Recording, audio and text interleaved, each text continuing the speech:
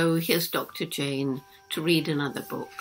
And this is one of my favorites. It's called Me, Jane, and it's by a special friend of mine called Patrick MacDonald. He's the one who does the Mutt strips. I bet some of you know the Mutt strips.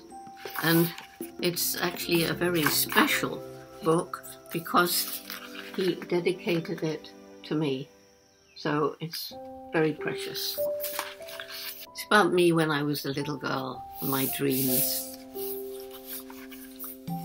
Jane had a stuffed toy chimpanzee named Jubilee. And you know, I've still got Jubilee, and I would show him to you, but he's in an exhibition in Washington, D.C., put on by the National Geographic. And I think they're putting that online, so you'll actually be able to see Jubilee in that Becoming Jane, it's called. She cherished Jubilee and took him everywhere she went. And Jane loved to be outside. She watched birds making their nests, spiders spinning their webs, and squirrels chasing one another up and down trees.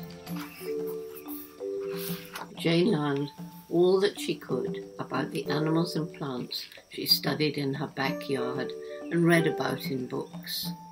I read a lot of books. There was no TV when I was growing up all those years ago. I formed a society with 4 of my friends. We called it the Alligator Society, and it was pretty good fun. In the Alligator Club, we learned about animals, we read books about them, we answered questions. I wrote the questions. The others usually didn't bother to answer. We had special names for ourselves. I was Red Admiral, my sister was Trout, and the other 2 girls were Puffin and Ladybird. I still know them. One day, curious Jane wondered where eggs came from. Have you ever wondered where the hole on the hen is, where the egg comes out?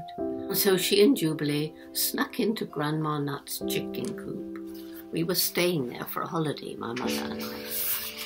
She hid behind some straw, stayed very, very still, and observed the miracle.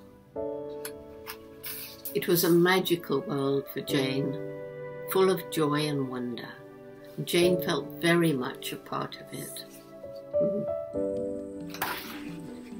Jane often climbed into her favourite tree, which she named Beach. And Beach is still outside the window now. He's bigger now and older now, just like me. She would lay her cheek against its trunk and seem to feel the sap flowing beneath the bark. Have you ever tried to do that? It's the blood of the tree, sucks up from the ground.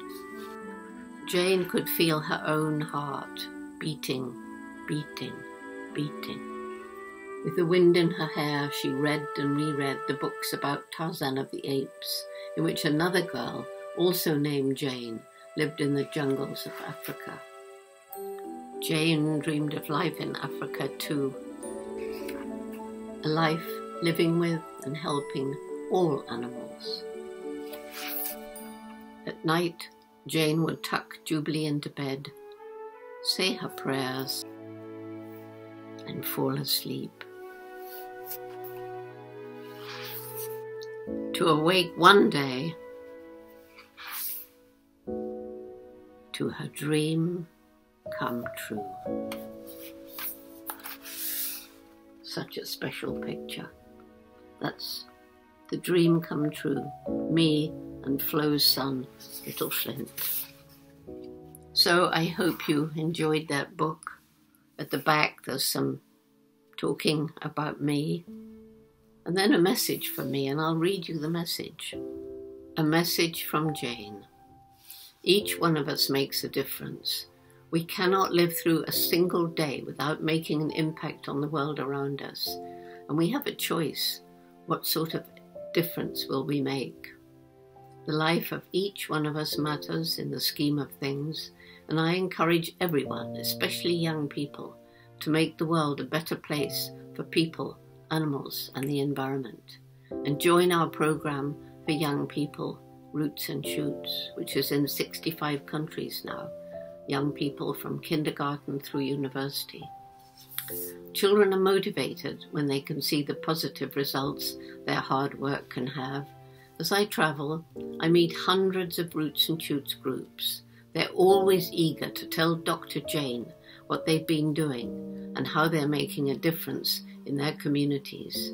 Whether they've done something simple like recycling or collecting trash, or something that requires a great deal of effort like restoring a wetland or raising money for street children or a local dog shelter. They are a continual source of inspiration for me and for other children around the world. I invite you to get involved. You won't regret it. Thank you for listening to this very special book. The story of a little girl called Jane who dreamed of helping animals and grew up to help change the world. Help me to change the world. You can.